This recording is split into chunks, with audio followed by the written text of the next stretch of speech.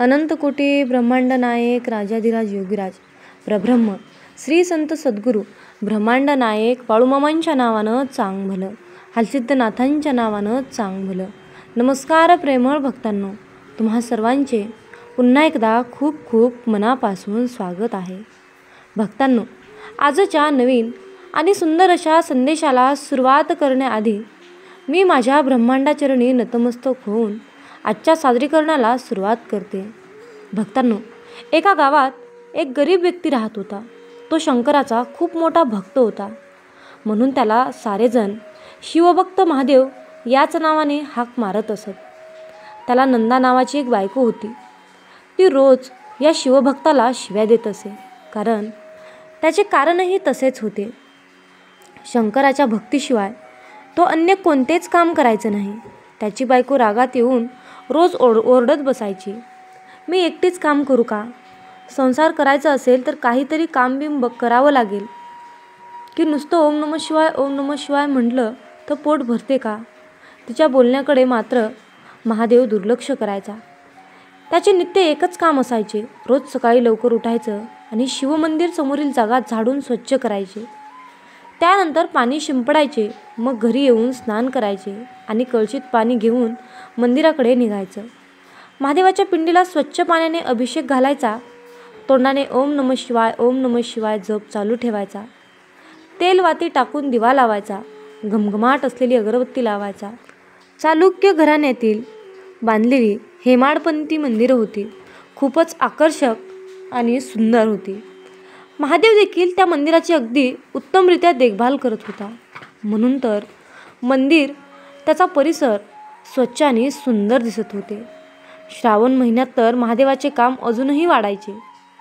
श्रावण सोमवारी महिलांची मंदिरात खूप गर्दी होत असे, म्हणून तो स्वतः जातीने तेथे उपस्थित राहायचा आणि पूजाविधी करायचा. सारे महिला त्याला किती चांगला व्यक्ती आहे असे म्हणत. अशाशिवाय त्याच्या बायकोचे तिला काय माहीत या पूजेचे महत्त्व. तो तिचे बोलणे कधीच मनावर घेत नसे. नंदासोबत लग्न होऊन 5 वर्षाचा काळ उलटला होता, पण अजूनही त्यांच्या घरात पाळणा हल्ला नाही, म्हणून नंदा राग करत होती. प्रत्येक स्त्रीला जीवनात आई होण्याचे एक स्वप्न असते. ते पूर्ण झाले तर जीवन सफल झाल्यासारखे वाटते. आईचे महत्त्व त्या पुरुषाला काय माहीत, म्हणून ती रोज त्याच्यावर ओरडत असे. तिच्या या रोजच्या बोलण्याला तो देखील खूप कंटाळला होता. एके दिवशी त्याच्या मनात आले की मी शंकराची एवढी भक्ती करतो तरी देव मला प्रसन्न का होत नाहीत. म्हणून त्याने शिवजीची आराधना करायला सुरुवात केली. भगवान शंकर खूप भोळे देव. त्यांनी शिवभक्त महादेवाला प्रसन्न झाले. महादेवाने आपली करुण कहाणी सांगितली आणि एक अपत्य देण्याचे वचन मागितले. भगवान शंकर त्यांची भक्ती पाहून अति प्रसन्न झाले होते, म्हणून लगेच त्यांनी तथास्तु असे म्हटले. पण एक अडचण देखील सांगितली की तुला जे अपत्य मी देत आहे ते तुझे नाव बदनाम करून टाकेल. चालेल का तुला? महादेवाने थोडा वेळ विचार केला. पुढं बघू. नसताही नंदा मला जगू देणार नाही. ठीक आहे, काही हरकत नाही, चालेल मला. भगवान शंकर वरदान देऊन निघून गेले. काही दिवसांनी नंदाला एक गुटगुटीत गोंडस मुलगा जन्मला. त्याचे नाव ठेवले गोपाळ. पण सारेजण त्याला गोपू किंवा गोपी या नावाने हाक मारत असत. भगवान शंकराने सांगितलेली अडचण महादेवाच्या लक्षात आली. हे अपत्य त्याचे नाव बदनाम करेल, म्हणून महादेवाचे गोपीवर पूर्ण लक्ष असायचे. त्याला कोठेही बाहेर जाऊ देत नसे. मंदिरात जाताना त्याला सोबत घेऊन जात असे. त्यांच्यावर भक्तीचे संस्कार व्हावे म्हणून तो गोपीला आपल्या सोबतच ठेवत होता. गोपी हळूहळू मोठा होऊ लागला. 2-4 महिने तेवढं नंदाचे तोंड बंद होते. पुन्हा पहिल्यासारखेच तिचे बोलणे सुरू झाले. गोपी हे रोज ऐकायचा. त्याच्या कानावर महादेवाचे ओम नमः शिवाय मंत्रासोबत आईचे बोलणे देखील पडायचे. माणूस खराब गोष्टी लवकर शिकतो, तर चांगल्या गोष्टी शिकण्यासाठी खूप वेळ लागतो. त्यानुसार आईचे बोलणे गोपी लवकरच शिकून घेतला आणि तोही तसाच बोलू लागला. आईचे वर्तन त्याच्या वर्तनात दिसू लागले. घराशेजारील मुलांसोबत त्यांचं भांडण तंटा रोजचा विषय झाला होता. तर कुणाच्याही शेतात जायचे आणि त्या शेतात असेल ते धान्य ओरबाडून आणायचे. दुसऱ्यांच्या झाडाच्या चिंचा, आंब्याचे पाडं हा त्याचा नित्याचा धंदा झाला होता. कामं करण्यात बापावर गेला तर बोलण्यात आईवर गेला अशी गावातील मंडळी गोपीविषयी बोलायची.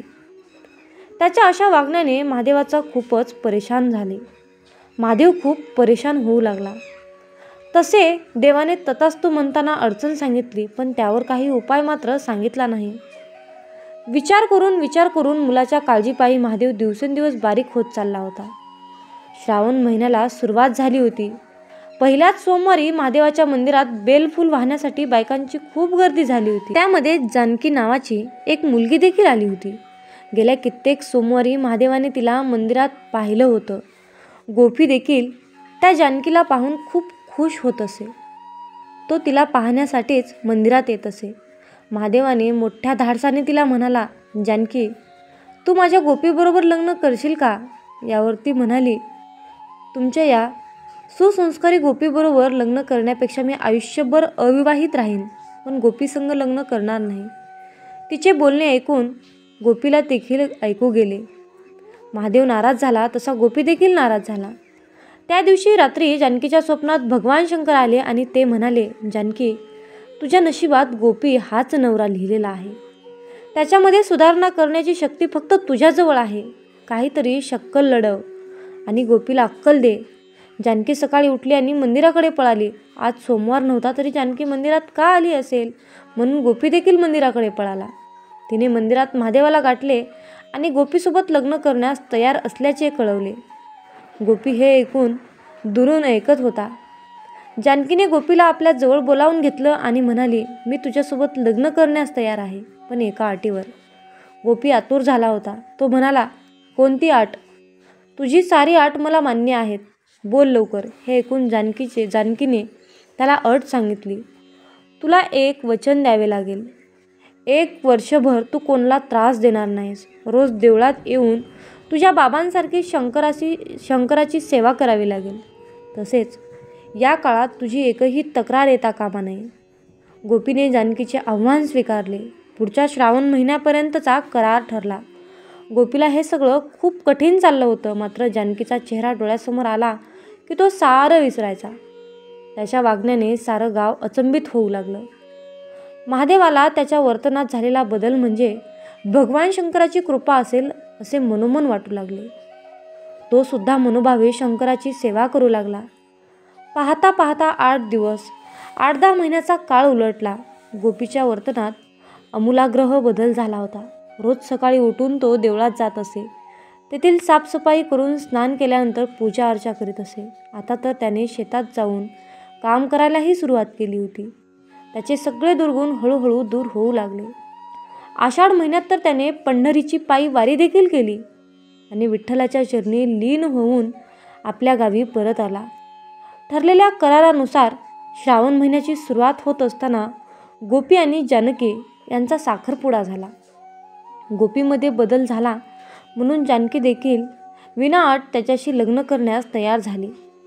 भगवान शंकराची मनोभावे केलेली सोमवार व्रत कामाला आली म्हणून ती खूप आनंदात होती. येत्या दिवाळीत दोघांचे लग्न करण्याचे ठरले. महादेव आणि नंदा हे दोघेही भगवान शंकराचे मनोमनी आभार मानले. बोला जय बाळूमामा. मामा म्हणतात, माझ्या बाळा, आयुष्यामध्ये जेव्हा तुम्ही एखाद्याला नको असता तेव्हा तो अशी काही परिस्थिती निर्माण करतो की तुम्ही स्वतःहून त्यांच्यापासून दूर जाता. त्यांच्यावर कुठलाही आरोप न करता आणि त्यालाही हेच हवं असतं. म्हणून आयुष्यात तत्वाला किंमत आहे. बुद्धिबळाची प्यादी तत्व सोडून चालायला लागली तर त्यांचा डाव मांडावा एवढी ती महत्त्वाची राहत नाही. म्हणून परिस्थिती नावाचा खिसा थोडासा जरी फाटला तर त्यातून पैसे पडण्याऐवजी माणुसकीची नातीच जास्त पडायला लागतात. हे लक्षात ठेवा. म्हणून आयुष्यामध्ये आपल्याला मामा नेहमी सांगतात, माझ्या बाळा, वाईटाची उंची ही खूपच मोठी असते रे.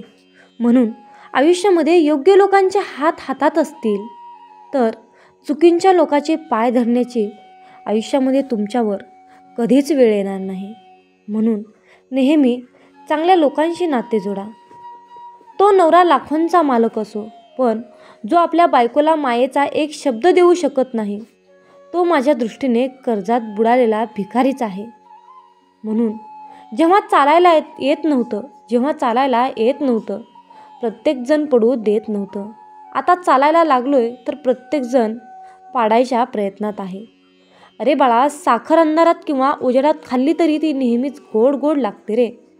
त्याचप्रमाणे चांगले कर्म न कळत केले तरी त्याचे फळ नेहमी गोडच असते. म्हणून कोण काय सांगतं यापेक्षा आपलं मन काय सांगतंय हे सगळ्यात जास्त महत्त्वाचं असतं. घरात कधीही पाय ठेवू नका जिथे लहान मुलं तुमच्याकडे मानानं पाहत नाहीत, कारण त्यांच्या कानात आधीच विष ओतलेलं असतं आणि ते विष तुमच्या अनुपस्थितीत घरातल्या मोठ्यांच्या जिभेवरून आलेलं असतं. हा विचार तुम्हाला करायला हवा आहे. म्हणून अपेक्षांवर सुरू झालेली नाती पश्चातापावर संपतात. खूप दूरवर पाहण्याच्या नादात चांगल्या गोष्टी अगदी जवळून निघून जातात. त्यामुळे जे तुमच्याजवळ आहे तेच प्रेमाने सांभाळा, मग त्या वस्तू असो किंवा माणसं असो. आपली मुलं आपली आहेत हा गैरसमज मनातून काढून टाका. ठराविक वय झालं की फक्त नवरा आणि बायको हेच दोघं एकमेकांसाठी असतात. माझी मुलं व माझ्या मुली आहेत हा एक गोड गैरसमज आहे. म्हणून नाती ही फक्त कामापुरतीच असतात या कलियुगात. आजकाल कोणाशी काही बोलणं पण चूक वाटतं. विश्वास नावाची गोष्ट नसल्यास जमा झाली आहे. दोन व्यक्ती काय बोलतात हे लगेच तिसऱ्याला स्क्रीनशॉट मारून पाठवणारी विचित्र मानसिकता तयार झाली आहे. त्यामुळे दोन व्यक्तींमधील संवादामध्ये कोणतीही सुरक्षा राहिलेली नाही. म्हणून कुणालाही बोलताना विचारपूर्वक बोला. जो जगासाठी सुंदर आहे त्याची निवड करण्यापेक्षा जो तुमचं जग सुंदर बनवतो त्याची निवड करा. चांगल्या माणसाला, चांगल्या नात्याला जपा. आयुष्य खूप सुंदर होईल. माणसाचं दुःख तो दरवाजा आहे की जो माणसाला सरळ देवाच्या दारात घेऊन जातो. लोक गरजेपुरते इतके गोड बोलतात की वाटतं खरंच याच्याशिवाय आपलं कोणीच नाही, आणि मग गरज संपली की एवढं पर्क करतात की वाटतं आपणच मूर्ख होतो, याच्याशी नातं जोडलो. एखाद्याला तुम्ही त्याच्या तोंडावर बोलणार असाल तर तोंडावर ऐकायची पण तयारी ठेवा, कारण देणारा व्याजासकट परत देत असतो हे लक्षात ठेवा. परमेश्वराजवळ भरपूर योजना असल्या तरी मनुष्याजवळ कर्म ही एकच योजना आहे. अहंकारात आणि संस्कारात एवढाच फरक असतो. जो नेहमी इतरांना झुकवण्यात आनंद मानतो त्याचे नाव आहे अहंकार, आणि नेहमी स्वतः झुकून इतरांना मोठेपणा देण्यात आनंद मानतो त्याचे नाव आहे संस्कार. मामा सांगतात, पैसे दिले की माणसं जवळ राहतात आणि पैसे मागितले की माणसं तुटतात. अशी माणसं आयुष्यात काय कामाची. मामा म्हणतात, माझ्या बाळा, जर तुम्हाला स्वतःचं हसू करून घ्यायचं नसेल तर एक काम करा. घराच्या आत, मंदिराच्या आत मनसोक्त रडून घ्या, पण घराचा दरवाजा उघडत असताना मात्र हसत हसत उघडा. कुणाचीही वाट न पाहता गुलमोहर एकटाच फुलतो, बहरतो, तेव्हा त्याला बघून कळतं की बहरण्यासाठी परिस्थिती नाही तर मनस्थिती भक्कम असावी लागते. मामा म्हणतात, आयुष्यामध्ये जगण्याचा कंटाळा कधीच येऊ नये म्हणून काय करावं? उत्साही आणि आनंददायी जीवन कसं जगावं? अरे बाळा, आयुष्यामध्ये दररोज स्वतःशी संवाद साधा. आजच्या धावपळीच्या जीवनात आपण सगळ्यांशी बोलतो, बॉसशी, मित्रांशी, कुटुंबांशी, पण सगळ्यात महत्त्वाच्या माणसाशी म्हणजे स्वतःची आपण कधीच बोलत नाही. स्वतःशी आपण कधीच संवाद साधत नाही. परंतु बाळा, फक्त 5 मिनिटं स्वतःशी गप्पा मारा. मी कसा आहे? मी ठीक आहे का? मला काय करायचं आहे? आज मी काही नवीन शिकलं आहे का? मला काय नवीन शिकायचं आहे? माझं काय चुकलं आहे? काय सुधारायला पाहिजे? हा संवाद म्हणजे तुमची तुमच्या आत्म्याशी होणारी खरी मैत्री आहे. आणि बाळा, जो स्वतःशी प्रामाणिकपणे वागतो तो इतरांशी प्रामाणिक राहतो रे, आणि या जगात कोणासमोरही झुकत नाही. याविना त्याला तशी वेळ येतच नाही. जेव्हा आपण स्वतःशी प्रामाणिकपणे संवाद साधतो ना, तेव्हाच पुढचं पाऊल टाकता येतं. म्हणून बाळा, आयुष्यामध्ये कधीही स्वतःला माफ करा. कारण बाळा, भूतकाळ ही शिक्षा नसून शिकवण असते.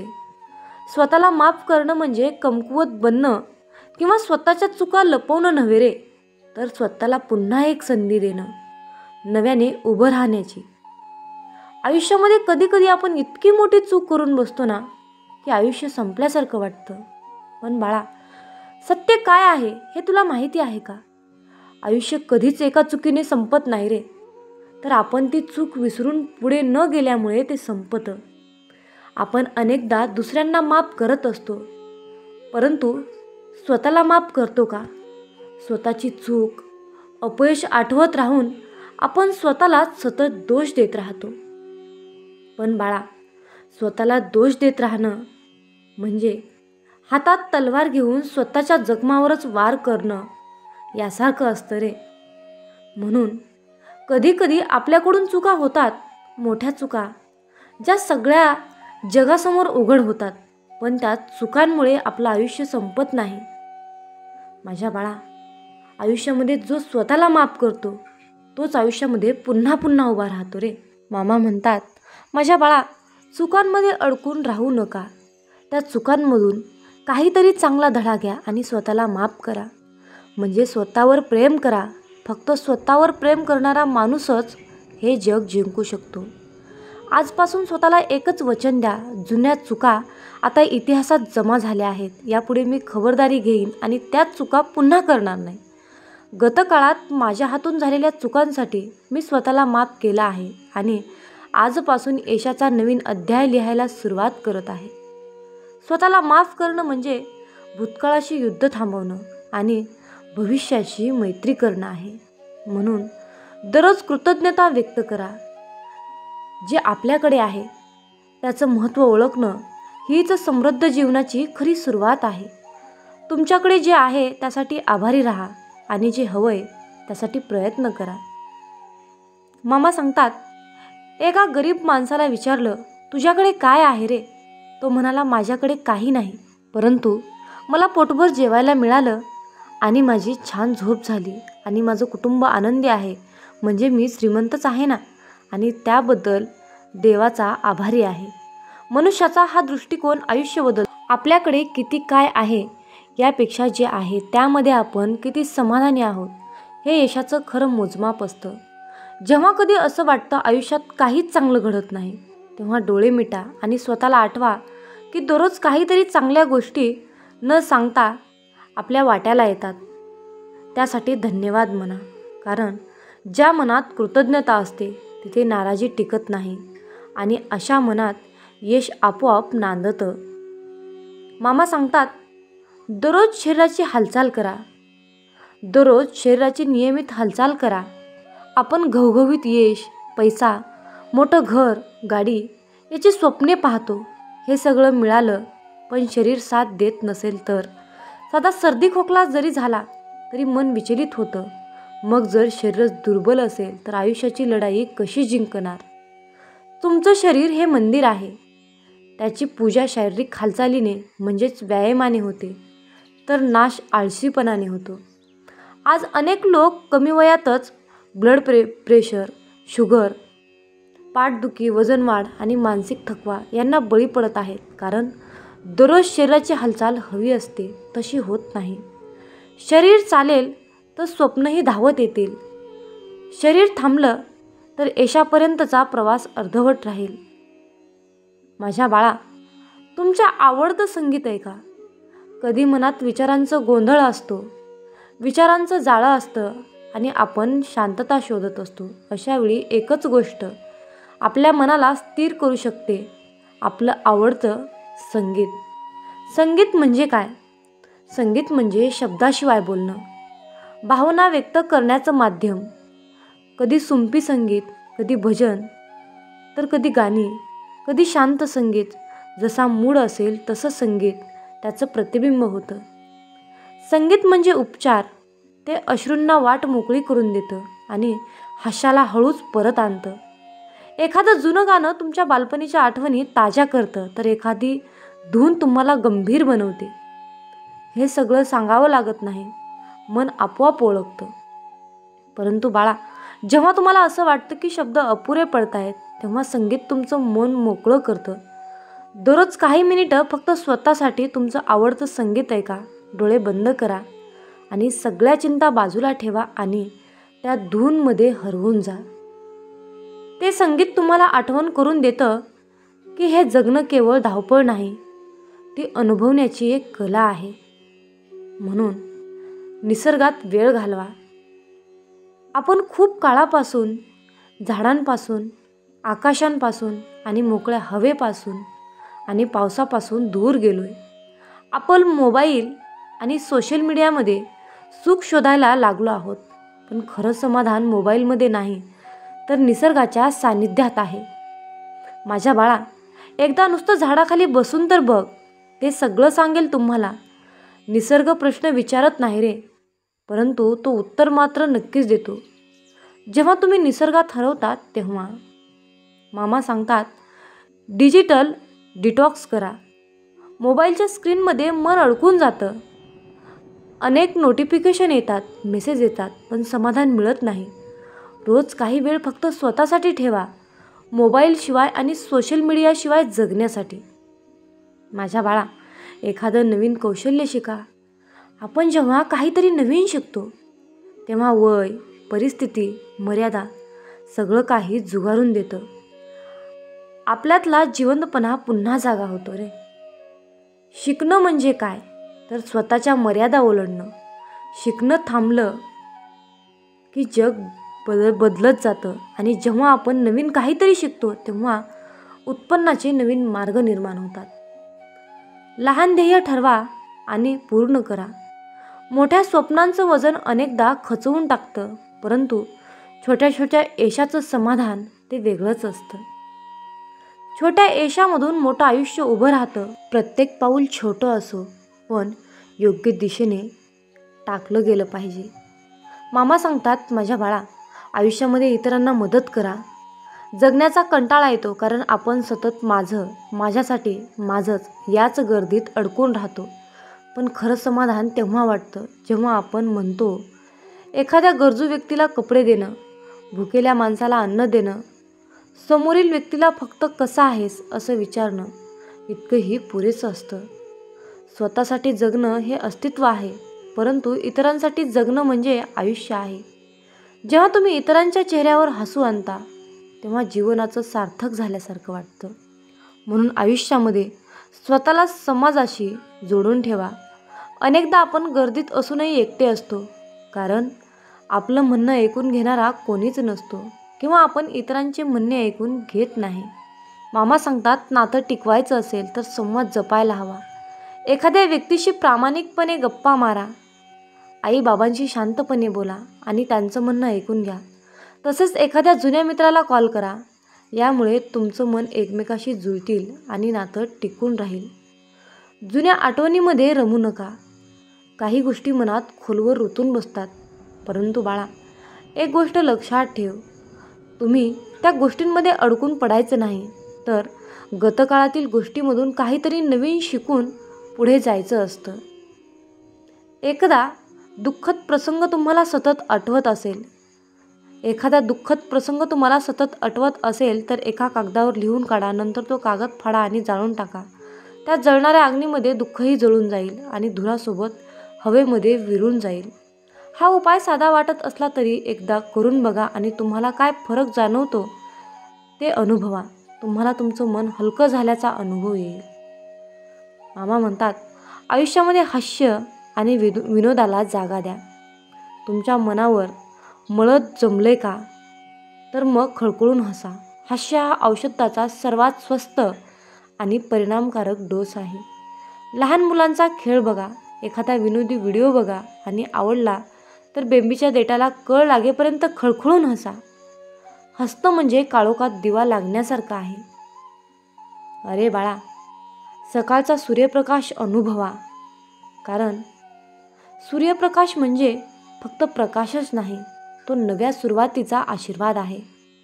सकाळी काही वेळ फक्त गॅलरीत उभं राहा, डोळे बंद करा आणि श्वास घ्या. हा फक्त अनुभव तुम्ही घ्या. सूर्य जसा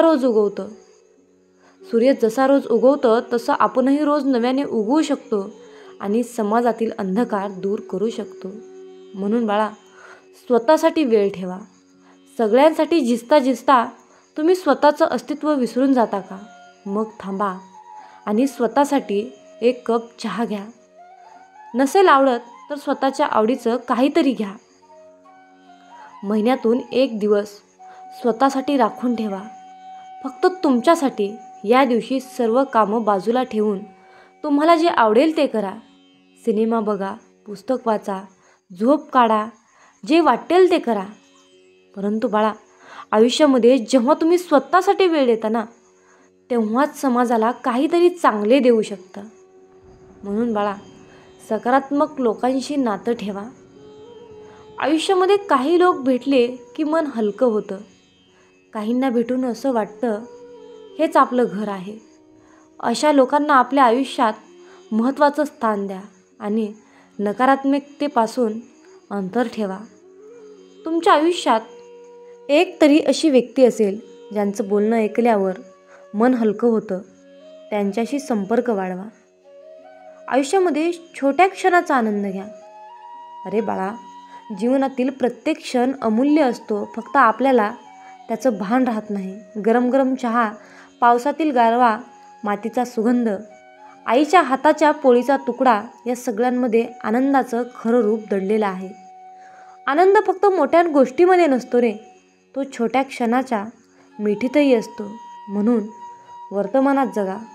भूतकाळ गेला, भविष्य अजून आलं नाही, पण वर्तमान आपल्या हातात आहे. हा क्षण पूर्णपणे जगा, जसा आहे तसा. जेवत असाल तर फक्त जेवण करा. चालत असाल तर फक्त चालत राहा. आणि झोपत असाल तर शांत झोपी जा. या ठिकाणी मोबाईल नको, फक्त जीवनाचा आस्वाद घ्या. आजचा क्षण असा घालवाल तसं आयुष्य घडेल. म्हणून माझ्या बाळा, आजच्या दैवी संदेशामध्ये मी या 18 गोष्टी, हे 18 उपाय, हे आयुष्य जगण्याचं खरं तत्त्वज्ञान आहे. यामधील काही गोष्टी तुम्ही आजच सुरू करू शकता. काहीसाठी वेळ लागेल, पण एकदा सुरुवात करावी लागते आणि ती तुम्ही आत्ताच करू शकता. एखादा व्यक्ती तुम्हाला त्रास देत आहे म्हणून त्या व्यक्तीमध्ये गुंतवून स्वतःचे नुकसान करून घेऊ नका. स्वतःचे स्वप्न मोठे ठेवा, ध्येय मोठे ठेवा आणि विचार देखील तसेच मोठे ठेवा. समजा एखाद्या व्यक्तीने तुमचा अपमान केला तर त्यांच्याबरोबर तक्रार करत बसू नका. त्यांच्याशी वाद घालत बसू नका. त्याला उत्तर द्या, पण तुम्ही स्वतःला जास्त सिद्ध करून न बोलता त्याला शांत करा. काही लोकांचे विचारातच अतिशय खालच्या थराचे असतात. अशा हलक्या विचारांच्या लोकांशी कधीच वाद घालू नका किंवा तक्रार करू नका. आपले विचार देखील आपण हलके करायचे नाही. थर्ड क्लास लोकांच्या नादी लागून आपण देखील थर्ड क्लास बनत असतो. त्यामुळे अशा लोकांशी कधीही वादविवाद करण्याच्या नादी लागू नका. माझ्या बाळा, सर्वांच्या नजरेत चांगले राहण्यासाठी काहीच गरज नाही. त्रिकालवादी सध्या तर हेच आहे की तुम्ही स्वतःला दुसऱ्यांच्या नजरेत चांगले बनवायला गेलात तर जगातील सर्वात दुःखी व्यक्ती तुम्ही स्वतः असाल, हे लक्षात ठेवा. कारण आपण कसे जरी वागलो तरी समोरचा व्यक्ती त्याच्या मर्जीनेच आपल्याविषयी मत बनवत असतो. व्यक्तीचा स्वभाव वेगळा असतो. प्रत्येक व्यक्तीकडून आपापल्या अपेक्षा वेगवेगळ्या असतात. मग तुम्ही काय प्रत्येक व्यक्तीच्या स्वभावानुसार, अपेक्षेनुसार स्वतःला बदलणार आहात का? स्वतःचे आयुष्य म्हणजे खेळण्यातील बाहुला करणार आहात का? कोण तुम्हाला मूर्ख उमट म्हणेल, कोण तुम्हाला शहाणा म्हणेल, कोण तुम्हाला भोळा म्हणेल, तुम्हाला चालक म्हणेल. मग तुम्ही हे ऐकून कधी मूर्ख तर कधी शहाणे होणार आहात का? जग काही म्हणेल, पण तुम्ही कसे आहात ते तुम्हीच ठरवायचे आहे. जगाला खुश ठेवण्याच्या सवयीमुळे तुम्ही कधी स्वतःला विसरून बसाल. स्वतःचे अस्तित्वच अंधारात ढकलाल. ते तुम्हालाच कळणार नाही. काही लोकांना तुम्ही असल्याचा त्रास होईल, काही लोकांना नसल्याचा त्रास होईल, काही लोकांना तुमच्या यशाचा त्रास होईल, काही लोकांना तुमच्या बोलण्याचा त्रास होईल. होऊ द्या. त्यांना त्रास होत आहे म्हणून तुम्ही काय स्वतःला विसरणार आहात का? आपण त्यांच्याकडून चांगले वागण्याच्या अपेक्षा करणे हे चुकीचे आहे. कारण आपण अशा लोकांशी नातं निभावत असतो जे की ते लोक लायकीचेच नसतात. आपण त्यांच्याकडून अपेक्षा करणे सर्वात मोठी चूक असते. समोरच्या व्यक्तीकडून आपल्या अपेक्षा पूर्ण नाही झाल्या तर आपण स्वतःला दोषी ठरवायचे नाही, तर स्वतःला आनंदी आणि समाधानी आणि आयुष्यात सिद्ध करून यशस्वी व्हायचं असेल तर सर्वात आधी सोडून द्या अपेक्षा करणे. मामा म्हणतात, माझ्या बाळा, आयुष्यामध्ये कधीच भोळे राहू नका, हुशार बना. स्वभाव चांगला असणे, समोरच्याला समजून घेणे, संयमी असते अतिशय चांगली गोष्ट आहे. पण या गोष्टी प्रमाणाबाहेर आपल्या स्वभावात असल्या तर समोरची व्यक्ती आपला फायदा घेऊ शकते. या कलियुगामध्ये अतिशय चांगले भोळे असून फायदा, कारण अलीकडे लोक त्या लायकीचेच नाहीत. प्रत्येक वेळेला आपण नातं टिकवण्यासाठी शांत बसतो, समोरच्या व्यक्तीचा स्वभाव जपण्याचा प्रयत्न करत असतो. प्रत्येक वेळेला आपण स्वतःमध्ये बदल करून समोरच्या व्यक्तीला समजून घेत असू तर समोरचा व्यक्ती तुम्हाला कमकुवत समजायला वेळ लावणार नाही. अशा या भोळ्या विचारामुळे लोक तुम्हाला लास्ट स्टेजला त्रास देऊ शकतात आणि ज्या वेळेला तुमचा संयम सुटतो आणि तुम्ही त्रास देणाऱ्या व्यक्तीला उत्तर द्यायला लागतात त्यावेळेला तुम्हाला उर्मटमधून सिद्ध केले जाते. जो तुमच्या भावनेचा कदर करतो, जो तुमच्या प्रत्येक शब्दाला किंमत देतो, जो तुम्हाला समजून घेतो त्याला तुम्ही नक्कीच किंमत द्या, त्याला समजून घ्या. पण ज्या लोकांना तुमची कदर नाही त्या लोकांसमोर झुकण्याची काहीच गरज नाही. प्रत्येक वेळा तुम्हीच झुकायला गेलात तर लोक तुम्हाला झिरो समजतील आणि व्हॅल्यू देणार नाही. त्याचबरोबर तुमचा फायदा देखील घेतील. म्हणून अशा लोकांच्या मागे पुढे करण्याची काहीच गरज नाही. स्वतःचा स्वभाव भोळसर नसावा. अलीकडच्या काळामध्ये भोळे नाही तर हुशार बना, तरच तुमचा निभाव लागू शकतो, नाही तर नाही. प्रत्येक प्रश्नाचे उत्तर देऊ नका. अरे बाळा, प्रत्येक वेळेला प्रत्येकाच्या प्रश्नाचे उत्तर देण्याची काहीच गरज नाही. आपण कोणाच्याही प्रश्नामध्ये बांधील नाही. आपण स्वतःच्या मनाचे राजे असले पाहिजे. कधीतरी काही लोकांच्या गोष्टी किंवा प्रश्न ऐकून सोडून द्या, शांत राहा. तुमची शांतता त्यांच्या प्रश्नाचे बरोबर उत्तर असेल. काही लोक तुमच्या प्रत्येक गोष्टींवर प्रश्न निर्माण करतील. तुमच्या कामावर, तुमच्या बोलण्यावर, वागण्यावर, तुमच्या स्वप्नांवर, प्रत्येक गोष्टींवर प्रश्न तयार करतील आणि तुम्हाला कोड्यात टाकतील. म्हणून तुम्ही काय स्वतःला सिद्ध करण्यासाठी त्यांच्या प्रत्येक प्रश्नाचे उत्तर देत बसाल का? हा जर काही चांगले प्रश्नाचे उत्तर देत बसला तर त्याचे प्रश्न कधीही संपणार नाहीत. उलट तुमची एनर्जी वाया जाईल, वेळ वाया जाईल, तुमचा ब्रेन काम करण्यालायक राहणार नाही, तुमचे मन अस्वस्थ होईल. अशा व्यक्तींच्या निगेटिव्ह प्रश्नामुळे तुम्ही निगेटिव्ह विचार करायला लागाल, स्वतःला कमी समजायला लागाल. आयुष्याच्या प्रत्येक वळणावर वेगवेगळ्या स्वभावाचे लोक भेटतील. तर काही तुम्हाला त्रास देणारे असतील, तुम्हाला काही मागे खेचणारे असतील, काही तुमचा अपमान करतील. पण अशा लोकांना हँडल कसे करायचे ते शिका. त्यांच्या कोणत्याही गोष्टीला लगेच रिॲक्ट करू नका, शांत राहा. कारण तिरस्काराने भरलेल्या प्रश्नाचे उत्तर तुम्ही तिरस्कारानेच दिलं तर तुमच्यातच फरक काय? प्रत्येकाला उत्तर देत बसण्यापेक्षा स्वतःला काही सिद्ध करायचं असेल याकडे लक्ष द्या. तुम्हाला शांततेत यशस्वी झालेले पाहून प्रश्न विचारणाऱ्या लोकांना आपोआप उत्तर मिळेल. मामा म्हणतात, माझ्या बाळा, आयुष्यामध्ये प्रत्येक गोष्टीवर विश्वास ठेवू नका. समोरच्या व्यक्तीची बोलण्याची प्रत्येक गोष्ट खरी असते असं नाही. समोर दिसणारा व्यक्ती कितीही चांगलं बोलत असला तरीही त्याच्या मनात आपल्याविषयी चांगलंच आहे असं होत नाही.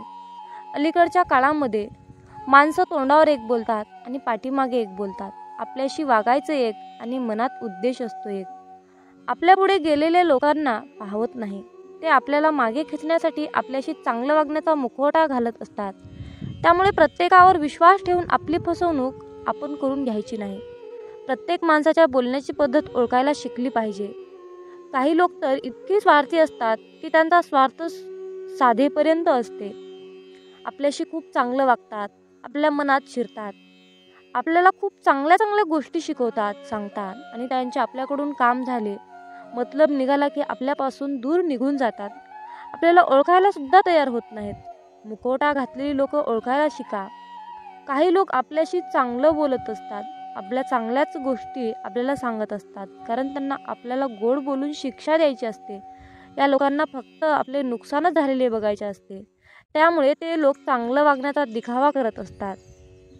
तर जी लोक फक्त गोड बोलतात ती लोक आपले कधीही शुभचिंतक होऊ शकत नाहीत.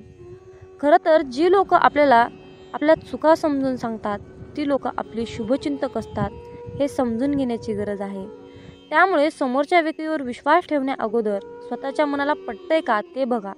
समोरच्याचा विश्वास मिळवणे आणि समोरच्यावर विश्वास ठेवणे या दोन्ही गोष्टी माणसाला योग्य मार्गाने जमल्या पाहिजे. माझ्या बाळा, जीवन जगत असताना हाल होतील रे, पण हार कधीच होणार नाही. फक्त माझ्यावर विश्वास ठेवून चल. चिखलात पाय फसले तर नळाजवळ जावे, पण नळाला पाहून चिखलात जाऊ नये.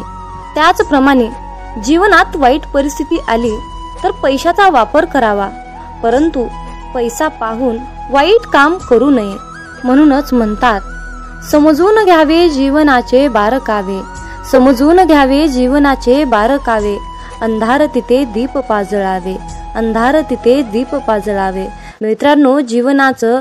मित्रांनो, या आयुष्याकडे बारकाईने लक्षपूर्वक पहा. जिथे अंधार दिसेल तिथे दिवा लावण्याचा प्रयत्न करा. तुमच्या सुद्धा आयुष्यामध्ये मामा नक्कीच प्रकाश टाकतील, यात काही शंकाच नाही. अरे बाळा, आमची साथ मिळवण्यासाठी तुझं अंतर्मन शुद्ध आणि निर्मळ ठेव. मग तुझ्याकडे कोणी वाईट नजर टाकेल, तुला त्रास देण्याचा प्रयत्न करेल, त्यास आम्ही पाहून घेऊ. बाळूमामांचा हा आशीर्वाद प्राप्त करण्यासाठी आत्ताच आपला हा संदेश शेअर करा आणि बाळूमामा, माझा तुमच्यावर पूर्णपणे विश्वास आहे असे टाईप करा. जीवनात तुम्ही स्वतःला जितकं सुखी समजाल तितकंच सुखी राहाल. आपल्याविषयी वाईट बोलणारे बरेच लोक असतात, पण त्यांच्याकडे लक्ष द्याल तर विखुरले जाल. मन शांत ठेवून पुढे जाल तर जीवनात नक्कीच यशस्वी व्हाल. कर्म असं एक रेस्टॉरंट आहे की तिथं ऑर्डर देण्याची गरज नाही. तिथं आपल्याला तेच मिळतं जे आपण शिजवलेलं असतं. जीवनात एखाद्याला सोडून जाताना मागे फिरून पाहावंसं वाटलं तर पुढे जाऊच नये. प्रत्येक वस्तूची किंमत वेळ आल्यावरच होत असते, कारण वातावरणात फुकट मिळणारा ऑक्सिजन हा दवाखान्यात खूप महाग विकला जातो. दुसऱ्यापेक्षा आपल्याला यश उशिरा मिळत असेल तर निराश होऊ नका. हा विचार करा की घरापेक्षा राजवाडा तयार व्हायला जास्त वेळ लागतो. दगडामध्ये एक कमतरता आहे की तो कधीच वितळत नाही, पण एक चांगुलपणा आहे की तो कधीच बदलत नाही. जीवनात एका ठराविक वयानंतर आपल्याला पेन्सिलच्या ऐवजी पेन दिले गेले. त्याचं कारण हेच आहे की हे आपल्या लक्षात आले पाहिजे. जसं जसं आपण मोठे होत जातो तसं तसं आपल्या चुका खोडल्या जात नाहीत. तुम्ही सहमत असाल तर आत्ताच आपल्या व्हिडिओला लाईक करा आणि चॅनलला सबस्क्राईब करा. तुमच्यासाठी नशिबाचे योग्य ते द्वार उघडले जाईल. वाक्य छोटं आहे पण तितकंच खरं आहे. जग धोका देऊन हुशार झालं आणि आपण विश्वास ठेवून मूर्ख झालो. जीवनात काही जखमा अशा असतात की त्या दिसत नाहीत, कोणाला दाखवताही येत नाहीत, पण त्या सतत टोचत राहतात. जीवनात समोरच्याला माफ करता येतं, त्याचे अपराध विसरता येतात, पण त्यांच्यात पुन्हा एकदा मन गुंतवून राहता येत नाही. स्वतःचं मन शांत करता आलं की सगळे गोंधळ आपोआप शांत होतात. मामा म्हणतात, माझ्या बाळा, एक गोष्ट नेहमी लक्षात ठेव, अपेक्षा हीच दुःखाचं सर्वात मोठं कारण आहे. जीवनात मानवी स्वभाव ओळखणं खूप अवघड आहे, कारण माणूस हा वेळेनुसार बदलतो. जेव्हा एक व्यक्ती दुसऱ्या व्यक्तीवर प्रेम करते तेव्हा ती म्हणते की मी तुझ्यासाठी जीव द्यायला सुद्धा तयार आहे. पण जशी वेळ बदलते तेव्हा तीच व्यक्ती म्हणते की मी तुझा जीव घेईन.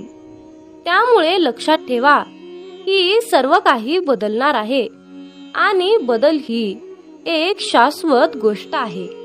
मामा सांगतात, जीवनात ज्या ठिकाणी आपल्याला सर्वात शेवटी आमंत्रित केलं जातं त्या ठिकाणी कधी जायचं नाही, कारण तुम्हाला तिथे बोलवण्याची कुणाचीच इच्छा नसते. त्यांनी तुम्हाला केवळ उपचार म्हणून बोलाविलं असतं. अशा ठिकाणी जाऊन स्वतःचं महत्त्व कमी करून घेऊ नका. जोपर्यंत एखादी गोष्ट स्वतःहून कोणीच आपल्याला सांगत नाही तोपर्यंत ती गोष्ट विचारू नका. जर का तुम्ही एखाद्या व्यक्तीसाठी महत्त्वाचे असाल तर ती व्यक्ती तुम्हाला सर्व काही स्वतःहून सांगेल. आयुष्य बदलण्यासाठी सर्वांनाच वेळ मिळतो, पण वेळ बदलण्यासाठी परत आयुष्य कुणालाच मिळत नाही. म्हणून बाळा, ही एक गोष्ट नेहमी लक्षात ठेव. संघर्ष करणारा माणूस हा नेहमी एकटाच असतो, पण यशस्वी माणसाच्या पाठी सारं जग उभा असतं. त्यामुळे संघर्षाच्या वेळी जर तुम्ही एकटे असाल तर अजिबात वाईट वाटून घेऊ नका, कारण लक्षात ठेवा, संघर्ष हा नेहमी एकट्यानेच करायचा असतो. मामा म्हणतात, माझ्या बाळा, बदल हा एक जीवनाचा भाग आहे. जर का तुला या जीवनात यशस्वी व्हायचं असेल तर त्याचा स्वीकार करणं गरजेचं आहे. जर का तुम्ही बदलाला विरोध करत असाल तर तुम्ही अशी संधी गमावू नका ज्या तुम्हाला वाढण्यास आणि तुमचे ध्येय साधण्यास मदत करू शकतात. जीवनात बदल स्वीकारा आणि नवीन अनुभवासाठी खुले व्हा. मित्रांनो, रडू तर खूप येत होतं, डोळ्यात पाणी दिसत नव्हतं, चेहरा तर कोरडा होता, मन मात्र भिजलं होतं. कारण डोळे पाहणारे सगळे असतात, पण मनातील जाणणारे फक्त आपले ब्रह्मांड नायक बाळूमामा असतात. मित्रांनो, बाळूमामा म्हणजेच नुसतेच संत नाहीत, तर ते ब्रह्मांडाचे मालक आहेत, ब्रह्मांड नायक आहेत, या त्रिलोक्याचे स्वामी आहेत. या ब्रह्मांडाकडे या सर्व पृथ्वीचा सारे भार आणि कारभार आहे. जे काही करत आहेत ते आपले ब्रह्मांड नायक बाळूमामा करत आहेत. मित्रांनो, बाळूमामा म्हणजे पंचमहाभूतावर राज्य करतात.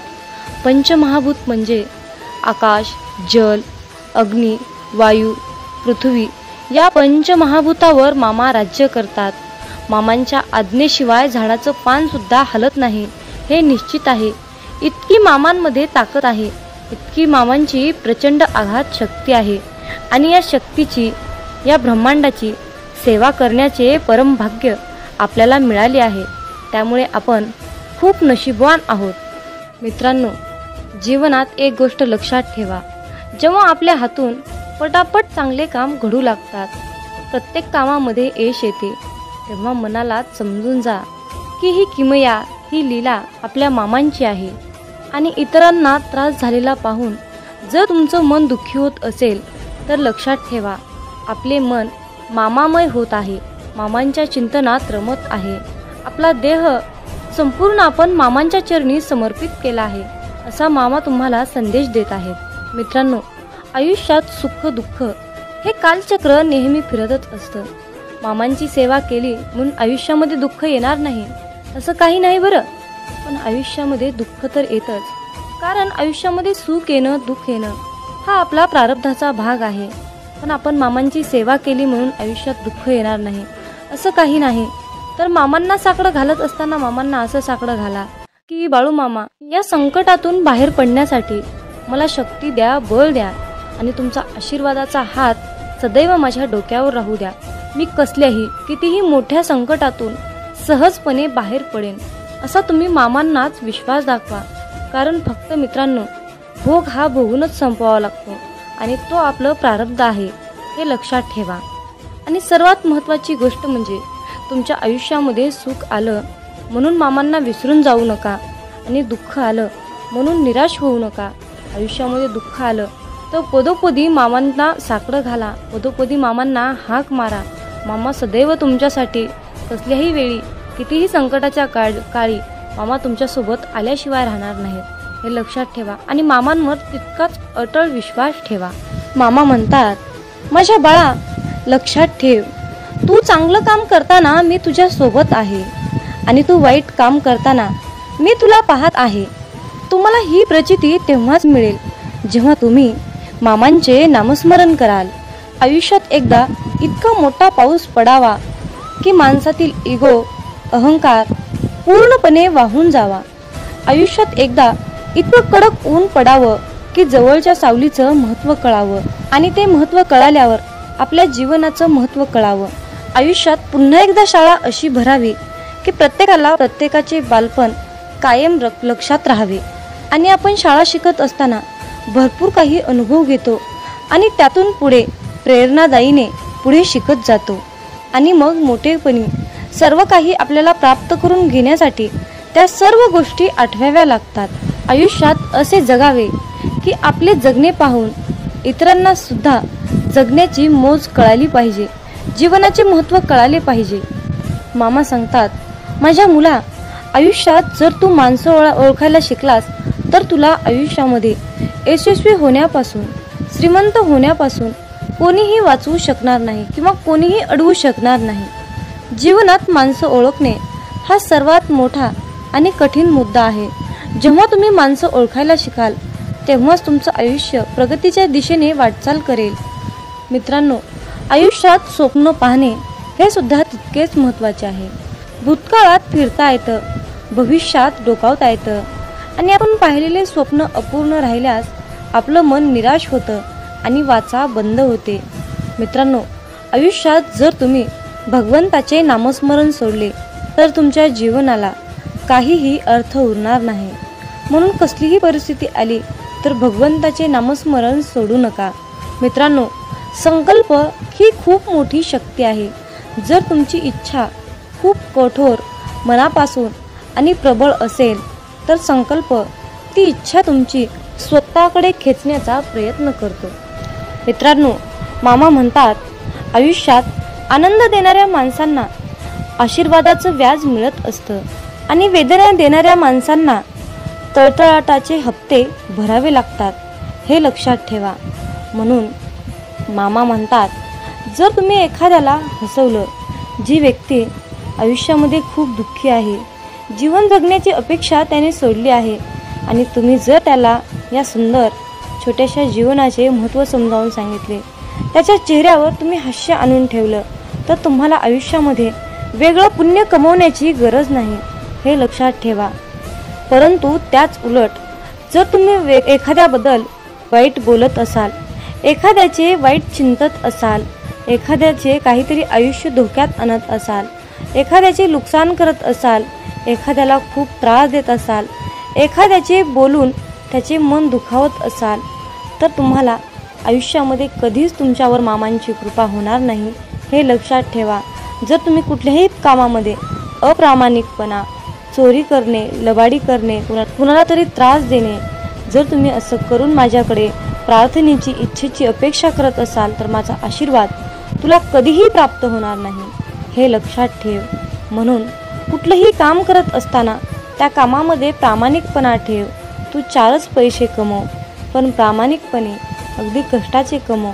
तुझ्या आयुष्यातील दुःख, त्रास, वेदना, संकट, इडापिडा जे काही साडीसाती आहे ती सर्व नष्ट करण्यासाठी मी तुझ्या पाठीशी समर्थ आहे. फक्त तू इतरांचे हितचिंतक, इतरांचे जनकल्याण करण्याचा संकल्प माझ्यासमोर घे. आयुष्यात मी तुला कशाचीही कमी पडू देणार नाही. मामा म्हणतात, माझ्या मुला, जर मी तुला एका गरीब व्यक्तीमध्ये, मुक्या प्राण्यामध्ये दिसलो नाही तर मुला मी तुला आयुष्यात कधीच दिसणार नाही रे.